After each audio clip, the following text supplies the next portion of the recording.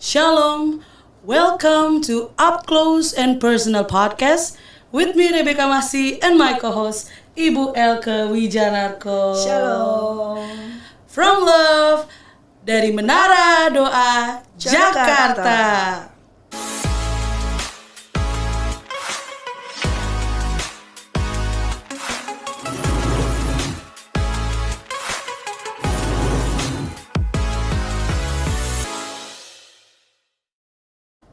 Any man can be father, but it takes someone special to be a dad. Siapa aja bisa punya anak, tetapi apakah mereka adalah orang tua yang baik dan bertanggung jawab? Belum tentu. Dari zaman dahulu kala kita banyak mendengar atau melihat atau mungkin mengalami sendiri cara bagaimana orang tua kita mendidik kita. Kita tidak bisa memilih dengan keluarga siapa kita dilahirkan. Ada yang beruntung lahir di tengah keluarga lengkap, kaya raya, dan takut akan Tuhan. Tapi tidak banyak yang terlahir dengan keadaan yang berbeda. Ada yang sudah ditinggalkan dari kandungan oleh salah satu orang tua, atau kalau di film-film gitu ya, ditaruh di basket terus ditaruh di depan gereja gitu ya kalau di film. Sehingga mereka tumbuh tanpa sosok kedua orang tua, atau lebih banyak tanpa sosok seorang ayah. Hari ini kami gak berdua aja, tapi kita ditemani oleh ayah-ayah, bapak-bapak yang saya percaya takut akan Tuhan. Amin. Itu ada Pendeta Kris Biantoro Abraham. Shalom. Pak Kris. Shalom Pak Kris. Shalom Ibu, shalom. Pak Kris ini punya 2 orang putri ya Pak, yang udah beranjak mau remaja gitu ya. Lalu ada Pendeta Mulato Budi Waluyo. Shalom. Shalom Pak Budi. Shalom. Ya Pak Budi ini ayah dari 3 orang anak ya yang sudah Banyak ya? Ya beranjak dewasa juga nih ya, sudah mulai beranjak dewasa. Nah, tentang seorang ayah nih Pak, ini kan Bapak berdua, ini papa ya, ayah gitu ya, punya anak gitu ya, anak perempuan, anak laki-laki yang sedang berkembang. Menurut Bapak nih ya, bagaimana dengan keadaan sekarang nih yang orang tuh kayaknya nggak mikir gitu ya, asal nikah, asal punya anak, mungkin karena tuntutan sekelilingnya udah umur lo harus nikah, harus punya anak gitu ya. Tapi kemudian tidak memperhatikan atau mempersiapkan anak-anak mereka gitu ketika mereka lahir gitu ya, cara didik atau cara mereka membesarkan anak, sehingga banyak yang kemudian di abandon gitu ya, tidak ditelantarkan gitu ya, sehingga banyak anak-anak yang tidak merasakan figur seorang, kemungkinan besar ya kebanyakan tuh figur ayah dalam hidup mereka. Nah menurut bapak-bapak berdua ini gimana? Siapa dulu nih? Ya, berdua, masa dua-duanya. yang lebih tua dulu deh. Oh iya, gak ada yang ngaku nih. Yang lebih banyak aja deh anaknya. Ya, kita menikah, maksudnya seseorang manusia menikah itu bukan karena tuntutan lingkungan, bukan karena tuntutan keluarga, ya kan? Memang seringkali lingkungan buat nggak nyaman ya BK ya. Iya. Iya kan? Kumpul keluarga, mana pacarnya gitu kan? Udah punya pacar, kapan menikah? Udah menikah, pertanyaan berikutnya apa? Kapan punya momongan, punya anak? Itu terus yang terjadi, sehingga orang kadang menikah bukan karena panggilan Tuhan, mandat dari Tuhan. Beranak cucu bukan mandat dari Tuhan, tetapi karena tuntutan lingkungan. Iya.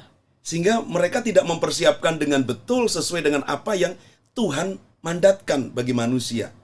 Tapi mereka menikah, mereka beranak cucu, itu karena apa? Tuntutan sosial. Status ya. Status ya. Status. Hanya untuk mengejar sebuah status. Iya. Gua punya pasangan, gua punya anak gitu. Tapi tidak menyadari bahwa punya pasangan, beranak cucu, itu mandat dari Tuhan. Ya. Kalau saya boleh bacakan di Kejadian pasal 1 ayat 28. Kejadian 1 ayat 28, Allah memberkati mereka, yaitu manusia ya, dari ayat 27 saya bacakan. Maka Allah menciptakan manusia itu menurut gambarnya. Menurut gambar Allah diciptakannya dia, laki-laki dan perempuan. Diciptakannya mereka. Allah memberkati mereka, lalu Allah berfirman kepada mereka, beranak cuculah dan bertambah banyak. Ya. dan seterusnya ayatnya kita bisa baca secara lengkap. Artinya apa? Bahwa laki-laki dan perempuan ini diberkati oleh Tuhan, itu mandat dari Tuhan. Itu memang rancangan Tuhan. Dan kemudian beranak cucu, itu juga perintah Tuhan. Bahkan firman Tuhan kata, Allah berfirman kepada mereka, beranak cuculah. Jadi itu memang semua dari Tuhan. Bukan karena tekanan dari keluarga, tekanan dari lingkungan.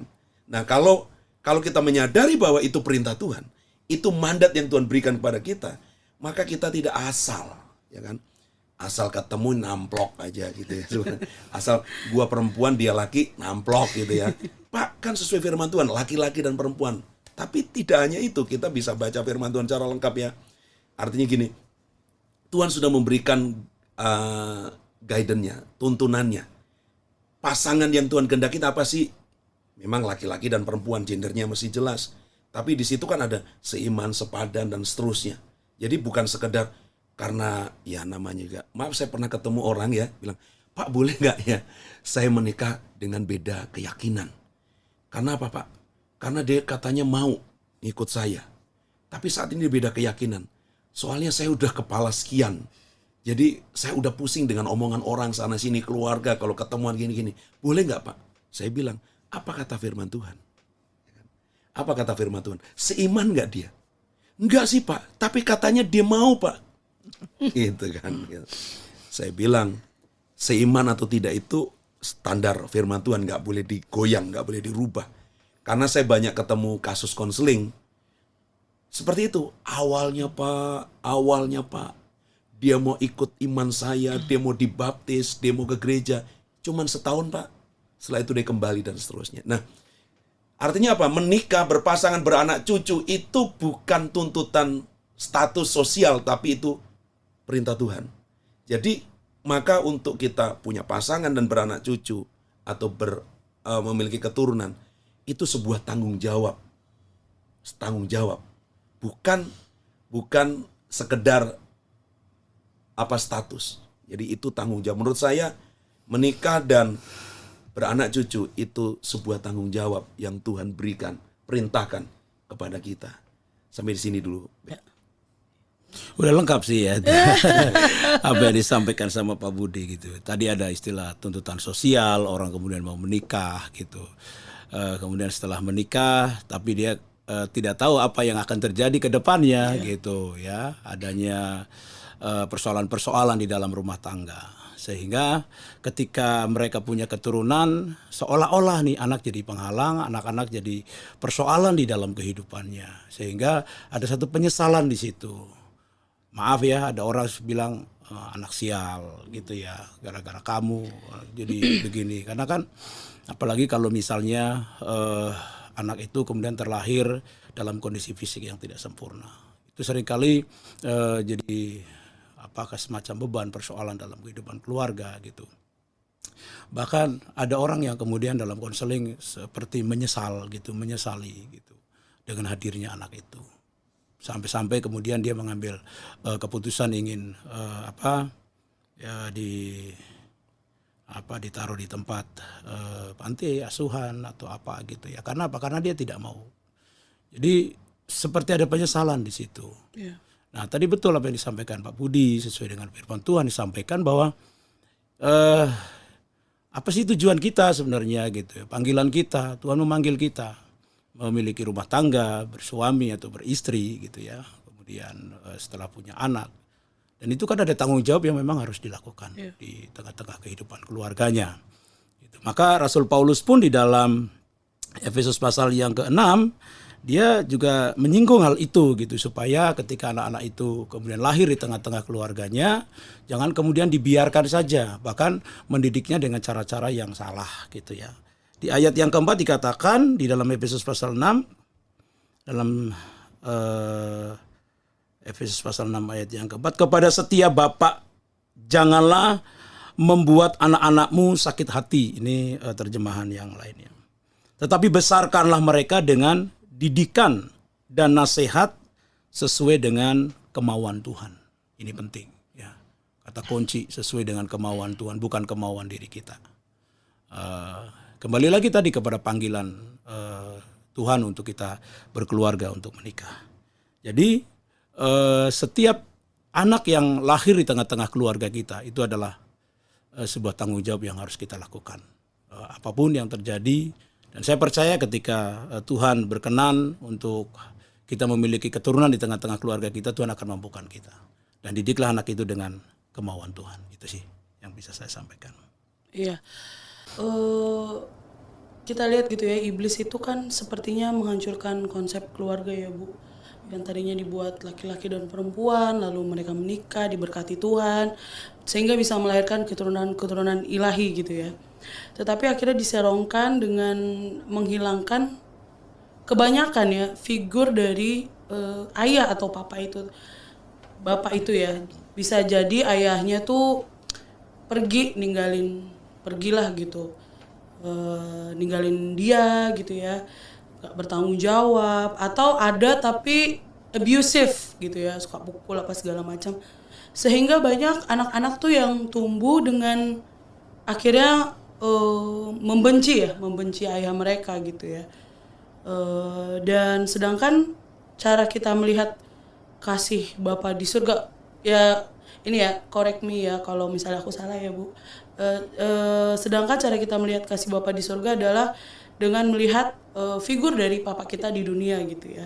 Gimana nih sekarang aku ini lahir dari kandungan bapakku udah gak terima aku gitu ya. Jadi aku lahir, my mom is a single mother gitu ya, lahir sendiri, bukan lahir sendiri maksudnya, mama ngerawat aku gitu ya, terus sempat ditinggalin juga, jadi yang ngerawat aku tante aku, opa gitu ya, kakek yang ngerawat gitu ya.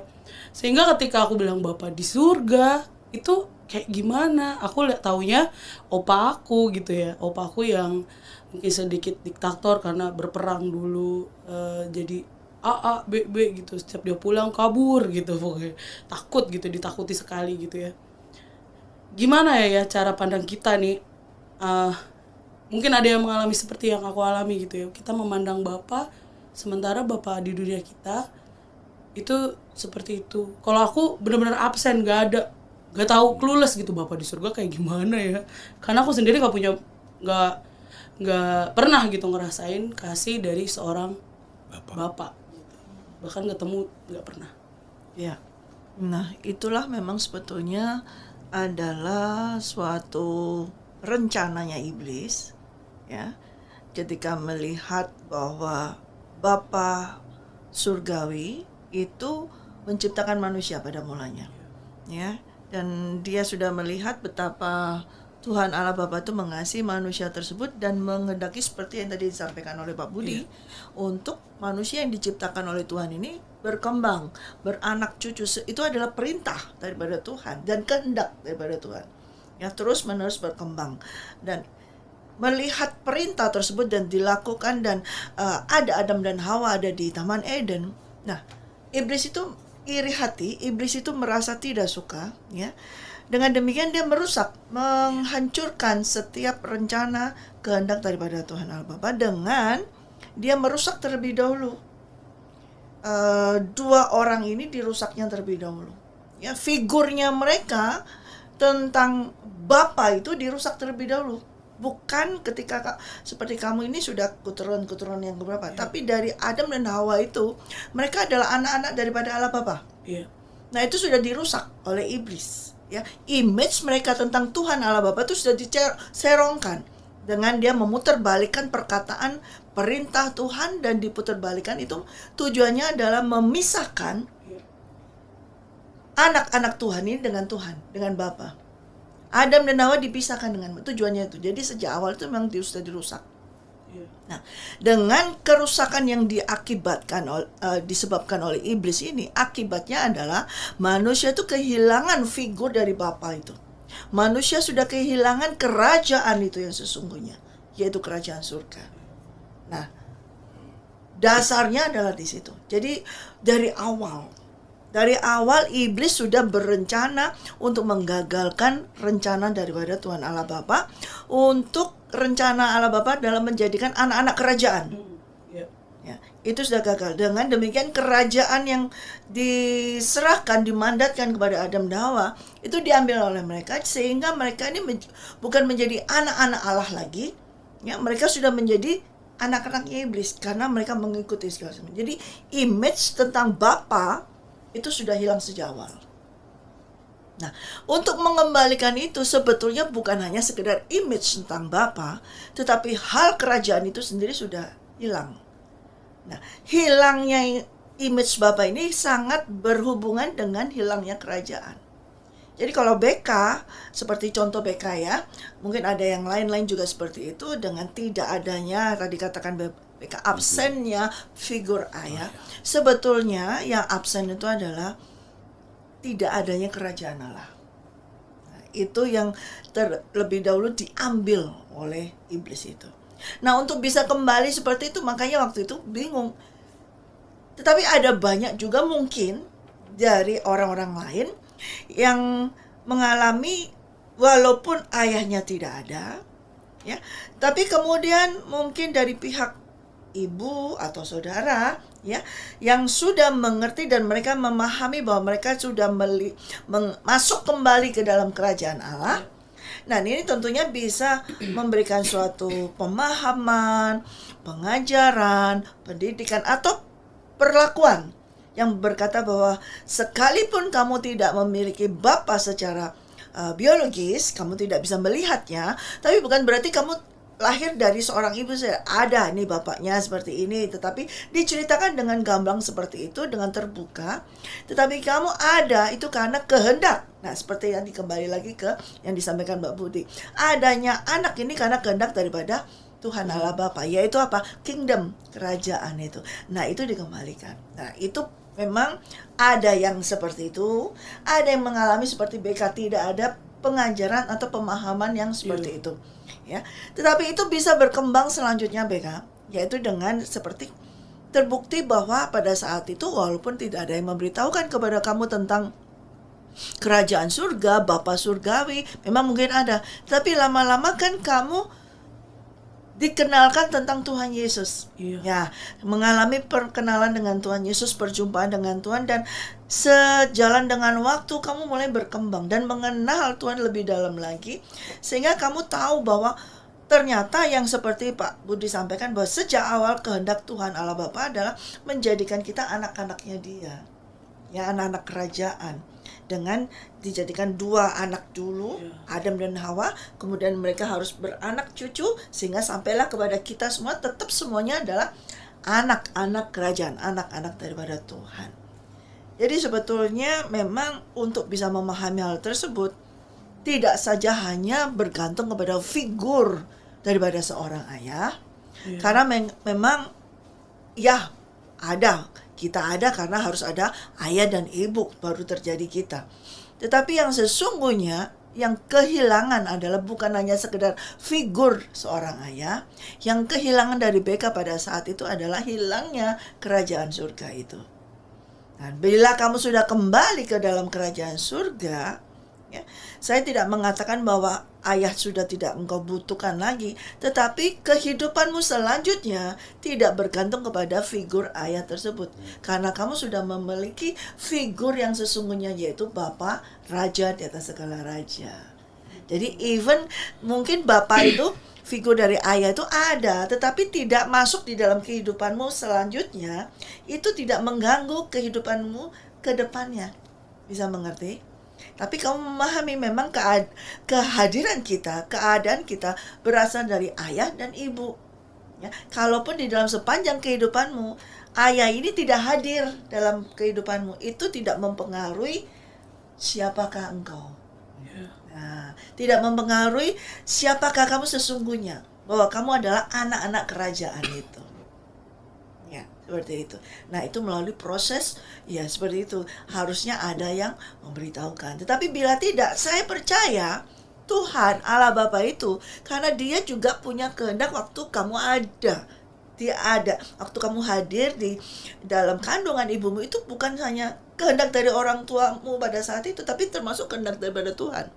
Nah, ketika Dia mengetahui bahwa ini nanti akan ada yang absen dalam kehidupan kamu selanjutnya, nah Dia akan mencari jalan bagaimana Dia bisa presence in your life. Itu Dia akan mencari jalan dengan apa? Kamu dibawa ke suatu pengenalan tentang Tuhan Yesus, semuanya itu karena Dia tahu, oh ini Di tengah perjalanan ini anak ini terlahir, dia mengizinkan, tetapi ternyata ada salah satu orang tua yang absen.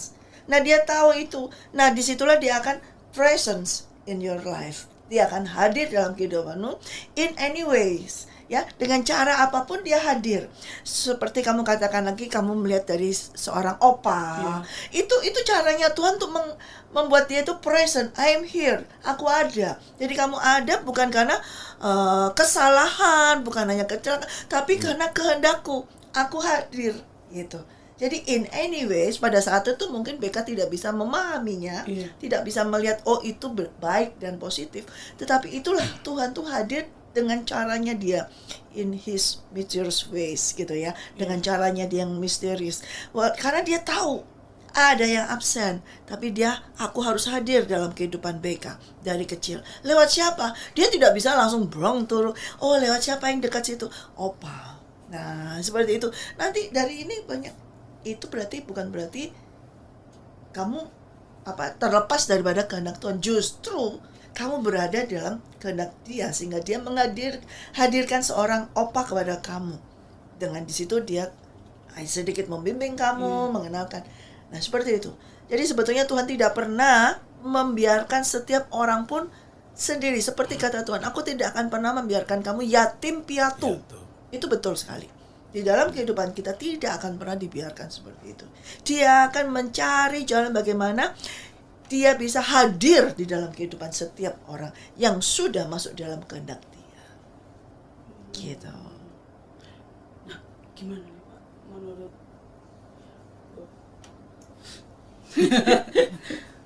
Siapa dulu BK? ya terserah. Iya. Ya aku juga bingung. Iya, Kamu di dulu Bapak. Ya oke, yang tua dulu katanya. Iya. Dulu. Ya, memang yang sampaikan Ibu Elka tadi benar bahwa Tuhan itu memandatkan rupa dan gambarnya di dunia ini, di bumi ini melalui Adam dan Hawa, melalui manusia. Dan memang mandat itu seharusnya kita terima, terutama ayah ya. Ayah, itu kita terima mandat itu bahwa kita adalah serupa dan segambar dengan Allah. Walaupun semuanya juga diciptakan serupa dan segambar dengan Allah. Dan rusak dan kemudian Tuhan Yesus mengembalikan itu. Dan sebenarnya kita sebagai Bapak punya tanggung jawab. Itu idealnya. Artinya bahwa itu sebenarnya yang saya sebagai ayah, Pak Kris sebagai ayah punya tanggung jawab itu. Yang harus istilahnya merepresentasikan gambaran Bapa di surga di bumi ini melalui kehidupan kita. Tapi seperti yang BK alami tadi, itu sebenarnya tidak menjadi alasan. Karena apa? Karena Tuhan tidak pernah salah. Dalam arti gini, mungkin orang melihat saya lahir, tadi BK kan, orang lahir nggak bisa memilih di keluarga mana, punya ayah atau enggak, punya keluarga kaya atau miskin dan seterusnya. Tapi setiap kita yang dijadikan itu sudah dibentuk sejak dalam kandungan ibu kita. Jadi sering kali kita itu kan dalam posisi apa? Menyalahkan keadaan, kemudian kita menyalahkan Tuhan. Mencari kambing hitam. Kambing hitam. Ada satu tokoh bukan di Alkitab ya, tapi ini tokoh real yang kemudian mengalami Tuhan dan kemudian menjadi orang yang hebat. A.C. Tyler Morton itu Menteri Keuangan Amerika kulit hitam yang tanda tangannya ada di kertas uang dolar. Ya. Siapa dia? Dia adalah anak yang lahir dari korban perkosaan. Jadi nggak tahu siapa bapaknya. Ibunya bisu tuli diperkosa, dia dilahirkan di kebun, dan kemudian dia marah dengan keadaan itu, dan bahkan dia nggak ada figur Tuhan sama sekali, bahkan dia kecewa sama Tuhan. Tuhan tidak adil. Kok saya dilahirkan dari seorang ibu yang bisu tuli, saya dilahirkan tanpa ayah saya nggak tahu kemana, karena ibu saya yang bisu tuli diperkosa, dan saya bahkan lahir nggak di rumah sakit, di kebun. Dia kecewa. Tapi singkat cerita kemudian, dia ketemu dengan seorang hamba Tuhan yang menyapa dia, hidupmu adalah anugerah. Dia bertanya, kok hidupku anugerah? Iya. Itu pilihan di tangan kita. Kita mau mengutuki keadaan kita, menyalahkan keadaan kita, menyalahkan Tuhan, itu keputusan di kita. Kita yang putuskan. Atau kita memilih, hidupku adalah anugerah. Dan ketika dia memilih untuk hidupku adalah anugerah, dan kemudian dia terus mengenal Tuhan, dia mengalami perjumpaan secara pribadi dengan Tuhan, maka dia mengalami dan merasakan figur Tuhan itu secara pribadi. Dengan singkat cerita, Tuhan angkat hidupnya sampai kemudian jadi Menteri Keuangan Amerika. Kalau dia tetap tinggal terpuruk dalam, aduh, kok hidup saya begini ya, lahir dari ibu yang bisu tuli, hasil perkosaan. Kalau dia tinggal di situ, maka dia memutuskan untuk di situ, maka dia akan tidak pernah melihat figur Bapa, figur Tuhan yang baik. Yang sebenarnya merancangkan semuanya itu. Mungkin secara manusia salah ini Tuhan. Salah dia merancangkan saya begini nih. Tapi kita lihat, ternyata Tuhan tidak pernah salah.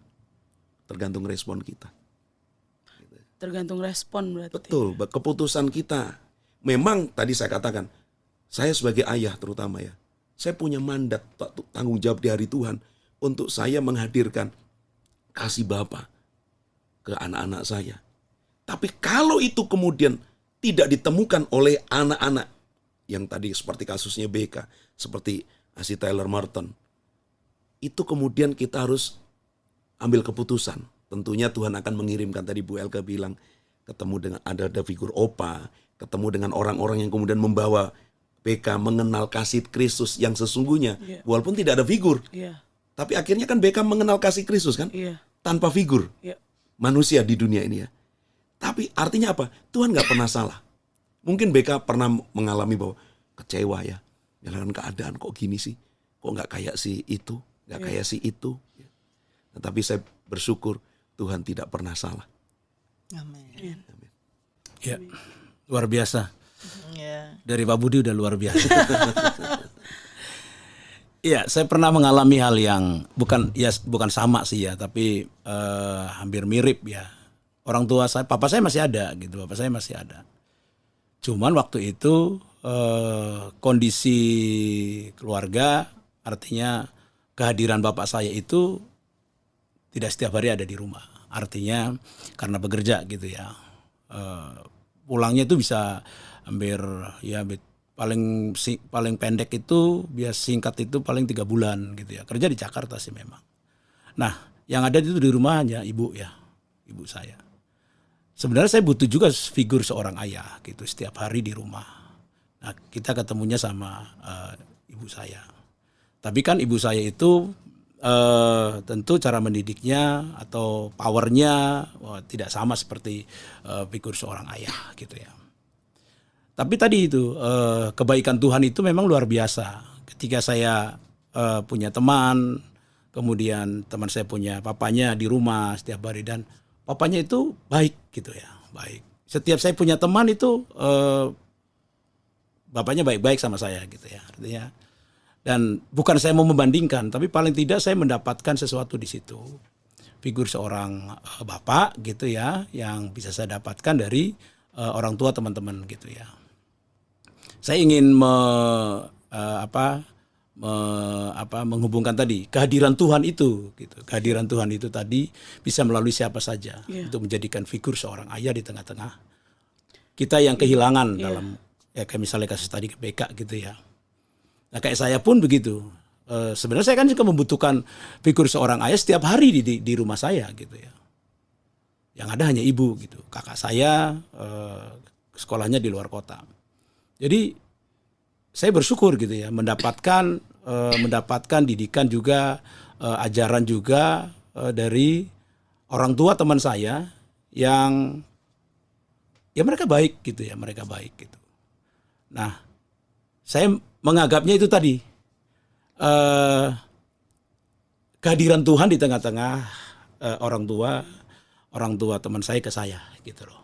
Jadi walaupun saya tidak mendapatkan didikan bapak saya setiap hari gitu ya, tetapi saya juga bisa mendapatkan sesuatu yang baik dari orang tua atau bapaknya teman saya. Gitu.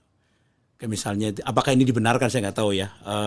Tapi saya mencoba untuk saya juga mendapatkan hal yang hampir sama sih seperti itu gitu ya. Karena kehadiran orang tua tidak ada setiap hari, tapi ketika saya bergaul dengan teman saya mendapatkan juga nasihat-nasihat, bimbingan-bimbingan, pengajaran-pengajaran. Jadi papanya teman saya yang ya dia cukup berpengaruh juga di lingkungan dan keluarganya. Itu sih. Iya. dulu aku sempat beranggapan gitu ya, kalau misalnya hati aku akan gimana ya, ada closure gitu ya, ada closure gitu ya, penutupan gitu ya, ketika dan hubungan aku dengan Tuhan pulih ketika aku ketemu sama bapak aku. Karena selama ini aku baru ketemu dia tuh kayak terakhir itu waktu aku SMA kalau nggak salah 2002 2003 gitu ya. Itu terakhir ketemu dalam keadaan aku masih marah gitu ya. Dalam keadaan aku tidak memaafkan lah gitu. Aku masih marah gitu ya. Dan sampai detik hari ini aku belum ketemu lagi. Aku nggak tahu apakah dia masih hidup atau udah meninggal, aku nggak tahu. Terus di pikiran aku ya, kalau kayak gini, kenapa nih hidup aku nih kayak gini-gini aja gitu ya, stuck apa segala macam. Terus kayaknya ketutup deh jalan gitu ya. Aku berpikir kalau jangan-jangan gara-gara aku belum closure nih sama apa gitu ya. Aku belum bilang aku ngampunin kamu, walaupun memang sejak saat itu hingga detik hari ini aku selalu berdoa dan aku bilang, Tuhan, aku mengampuni dia gitu ya, apapun yang udah dia perbuat selama ini sama aku udah mengampuni. Tapi kan beda ya kalau kita ngelihat mukanya gitu ya, pasti wah pengen ditimpuk lagi atau gimana gitu kan, kita nggak tahu gitu ya apakah itu. Tapi aku tetap berdoa gitu dan memperkatakan kalau aku mengampuni dia gitu. Nah, dalam pikiran aku, hubunganku dengan Tuhan itu akan pulih ketika aku nanti ketemu sama dia, terus aku bilang aku mengampuni. Tapi hingga detik hari ini nggak ketemu gitu, tidak dipertemukan gitu. Nah, itu bagaimana tuh, Bu, dengan hubungan kita dengan Iya. Ya, kalau kita hanya memang kan seperti tadi saya katakan sejak awal hubungan kita dengan Tuhan Allah Bapa itu sudah dirusak ya. Dengan demikian hubungan sesama pun ikut rusak seperti itu. Dan namun kasih karunia Tuhan itu tetap terus ya. Dan Tuhanlah yang memberikan jalinannya sehingga kita ini bisa kembali kepada Tuhan Allah Bapa semuanya. Karena dia nggak peduli tuh iblis merusak kayak gimana kita, dia nggak peduli loh. Tapi dia contoh saya sudah dirusak oleh iblis seperti apapun, dia nggak peduli. Tapi dia mau tetap saya kembali kepada dia dan dekat kepada dia. Itu tujuannya dia. Dan ketika itu tujuannya dia seperti itu, mereka Tuhan itu bekerjanya luar biasa. Tetapi dia selalu secara rapi, one person at the time. Itu Tuhan. Jadi dia akan dealing terlebih dahulu dengan kamu. Dengan siapa yang dia mau bisa dealing, dia akan dealing terus. Ya, kalau hal ini dengan kamu, dia urusan dengan kamu. Ya, kalau kamu sampai hari ini merasa kamu sudah ada suatu perubahan dan dalam kehidupanmu, sehingga kamu bisa say forgive him, itu kan kamu sudah sesuatu perubahan, itu kamu bisa mengampuni. Apapun kamu katakan nanti kalau gua ketemu belum tentu, nggak tahu, tapi kamu sudah keluar dan kamu bisa mendoakan, itu suatu perubahan. Dan itu berasal dari mana? Hanya dari Bapa Surgawi, bisa begitu. Berarti kamu hubunganmu dengan Bapa Surgawi itu sudah terjalin. Dan itu yang the most important, yang penting terlebih dahulu bagi kerajaan surga. Hubungan each person yang kembali dengan dia, masuk kembali dalam kerajaan, itu yang terpenting. Nah, satu di sudut kamu, karena kita yang hari ini adanya dengan BK, kita tidak berjumpa dengan papanya BK, itu lain lagi. Hari ini dengan BK, dan Tuhan berkata bahwa kalau kamu sudah fine, bukan hanya fine, bahkan kamu sudah pulih kembali hubunganmu dengan kerajaan surga, dengan Bapa Surgawi, itu sudah cukup baik, benar bagi Tuhan. Nah, masalah dengan yang lain, yang ini, nanti Tuhan akan dealing dulu dengan itu. Tetapi kamu terus continue. Ya, itu pun saya ngalami ya, walaupun tidak seperti yang cerita ini, tapi saya juga ngalami hubungan saya nggak baik dengan orang tua. Ya, ketika itu saya pokoknya marah deh dengan orang tua, nggak suka seperti itu ya.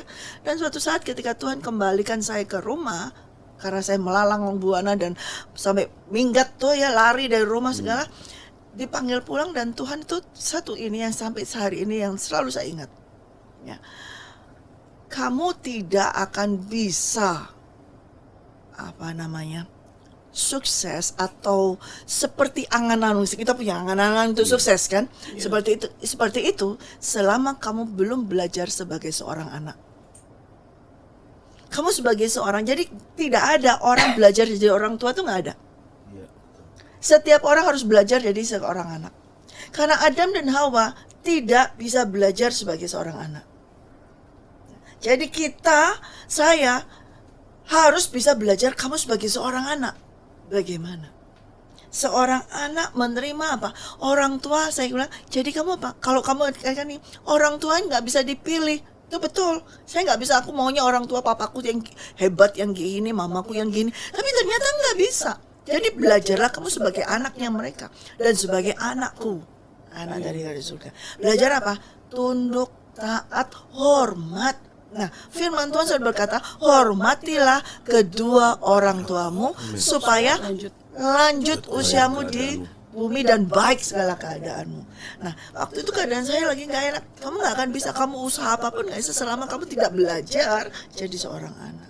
Ya, itu penting.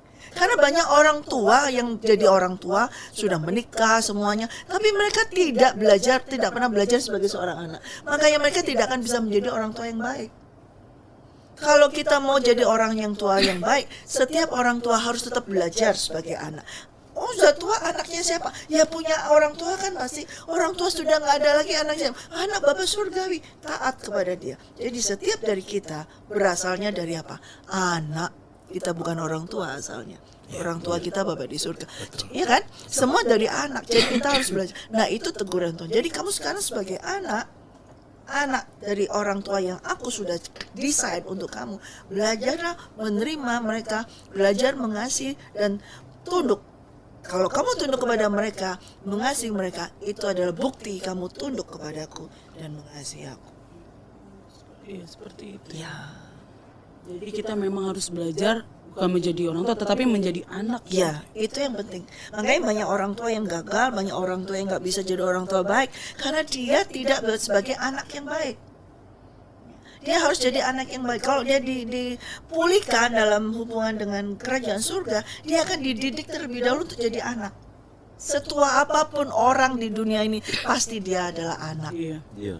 Ya kan? Tidak bisa, oh tidak, aku bukan berasal dari anak, aku dari nggak ada. Semua berasal dari anak. Iya. Jadi kita harus mesti belajar jadi sebagai seorang anak. Nah, kalau kita orang tua kepada orang tua yang kelihatan kita sudah sebagai seorang anak yang baik. Ya. Kalau kita tidak ada orang tua yang kelihatan, kita belajar sebagai seorang anak daripada Bapa Surgawi. Itu yang terpenting. Itu BK. Nah, kalau yang sambung di pertanyaan BK sudah sebagai seorang anak dari Bapa Surgawi, kamu sudah mau mengampuni orang tuamu yang kamu tidak bisa lihat.